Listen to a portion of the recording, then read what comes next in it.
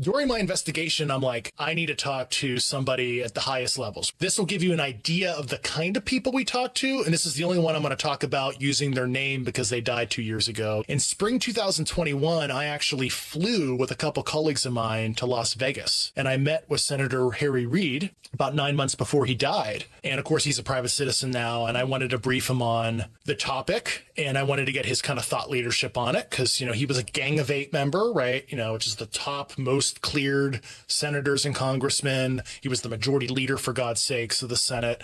And I knew, he helped sponsor the OSAP program that I mentioned, and where they looked at Skinwalker Ranch and some other things. And I wanted to understand, what does Harry Reid actually know? Like, why did he, give $21 million to DIA and Bigelow Aerospace? So I'm sitting there in Harry Reid's living room, right next to him with some other witnesses that were there with me. And he straight up says, I knew we had UFO material. I tried to get access. He explained some of his efforts during OSAP. And I was like, holy shit, the former majority leader did he just confirm this to me as well? I was already talking to these amazing high level people, but I have Harry Reid literally saying, yes, we have material, and he knew it was non-human. Did Harry Reid have personal experience with this? I don't know if he's had any personal stuff in his personal life. I mean, did he see it? In terms of seeing the material himself, he said he was denied access for years, decades was his term. And he actually told me, on behalf of me, he was going to talk to President Biden about this issue. And then what he was telling me about OSAP, I was like, holy shit, I have like 20 other people that told me this, dude. The real history, what fucking OSAP was, because I think there's a lot of people that think they were looking at ghosts, Skinwalker Ranch. Yes, they went to the ranch as a secondary and tertiary objective, but the real reason, so like there's a document that came out a couple years ago through FOIA from the Defense Intelligence Agency. There was this special access program request that Harry Reid, you might have seen this, I think, that he sent to the Deputy Secretary of Defense, William Lynn. And it was asking for one of the most serious SAPs you can ask for, what they call a bigoted, waived special access program. So waived means it's limited congressional reporting. That is a class of special access programs. And bigoted means it's like by name. And it's like, you can read the FOIA document. It was like, Harry Reid, James Inhofe, Lou Elizondo, etc. And I'm like, why are you asking for the most serious SAP to be created for a program that ostensibly is looking at Skinwalker Ranch and stuff? And it doesn't make any sense. So what really happened there, and, Harry Reid made this disclosure a couple weeks after we met in the New Yorker, and you can look this up, where he says, I knew for decades, and he made this disclosure, not me, so I'm going to say the name of the contractor. Harry Reid said this. We knew that Lockheed Martin had this material for decades. I tried to get access and I was denied. And specifically with the Lockheed Martin stuff, he was talking about during the OSAP program. And for the people who are on this program, I submitted this shit to the officer, got this cleared, so don't freak out, but I'm telling the truth here. So Lockheed Martin wanted to divest itself from this material at a specific facility that's known to me, that I provided to the Inspector General.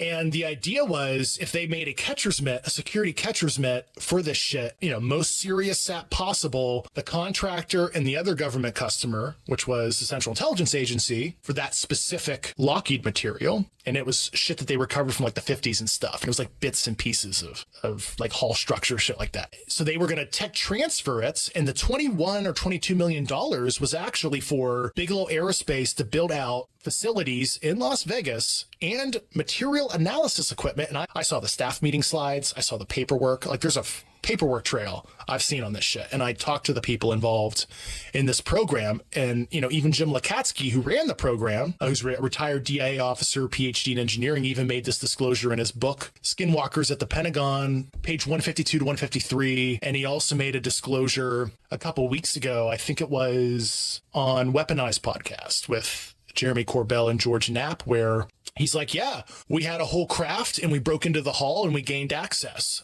And he ran that through the same, security process as I did. And so Jim Lakatsky, who ran this program, is also going on the record that he is personally aware of intact vehicles and everything. But so they gained access. What does that mean? And by what method did they gain access? The way he wrote it in his book, I can only infer it sounded forcible.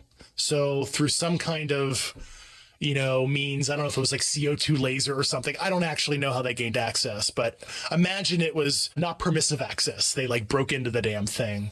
So this thing is essentially sealed. And it's some sort of, what was the shape of this thing? Lockheed didn't disclose the shape on this particular vehicle, as far as I recollect. What about the dimensions? I don't believe he did in his book. But I think it's like chapter 11 in his new book or something. I glanced at it. But he did make that disclosure on video as well. And I do encourage both the Aero Office, which is the DoD's UAP task force successor, and Congress to ask Dr. James Lockheed to come in for classified testimony, because the disclosure in his one book that he wrote with Colin Kelleher, George Knapp, and in the second book, the guy saying he has close personal knowledge, he needs to go to Congress. So I don't know James Lockheed, but I do encourage him to be a fact witness. But going back to that transfer with Lockheed, I can't get into all the nuanced details, but basically the CIA said fuck you to DIA and Lockheed, and it was totally killed. So Harry Reid's request to get the material transferred to the OSAP program was totally killed because of bureaucracy and kind of fiefdom stuff. So they used that money, and then they wrote those defense intelligence reference documents, the DIRDs, as a lot of people who's familiar with it listening will know about. And then they did look at Skinwalker Ranch because they thought that studying kind of the more woo-woo phenomenon aspects of this, and I've never been to the ranch, so I've never experienced the ranch for myself, but I think we both know a bunch of people that have been to the ranch and have seen some trippy stuff, or at least alleged that.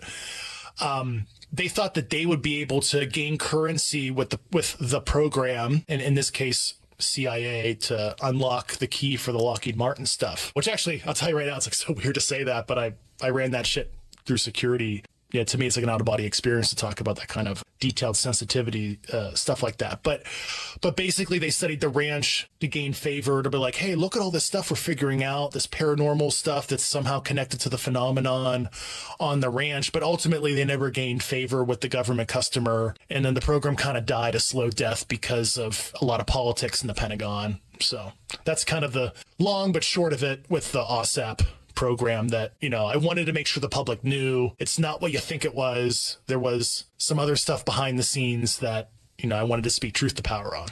So this particular vehicle that they had recovered from the 1950s, what was the source of it?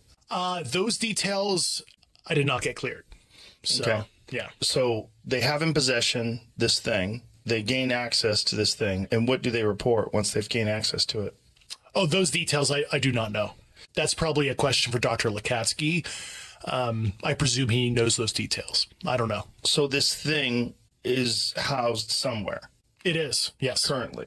It may still be in the same location that I know about, yes. And how many people have access to this, and how did they prevent this information from being released? It goes back to the compartmentation and kind of the ecosystem of secrecy in this community, right? Only a limited amount of people, at least at the time, on Lockheed Martin's side. And Lockheed Martin was complaining basically like, look, like the secrecy's ridiculous. We can't even bring the right engineers.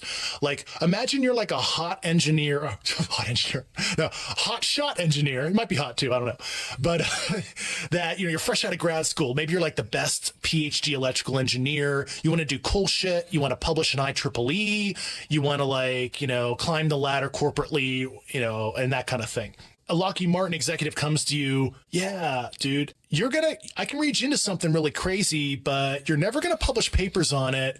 You're never going to be able to tell people what you worked on. And it's probably not the most career enhancing, but if you want to work on something cool, but I can't tell you because it's unacknowledged until you sign this piece of paper, non-disclosure agreement, sorry, but here's the raw deal. And, a lot of people are like, fuck you, no. And it's not like Lockheed Martin could broadcast this to universities like, come work for us. Right. You'll work on crazy shit. But that is very akin to a lot of other black programs in the government that are unacknowledged in nature. You don't know what you're signing up for until you get bred in. And I've been briefed to a lot of that kind of conventional stuff in my career.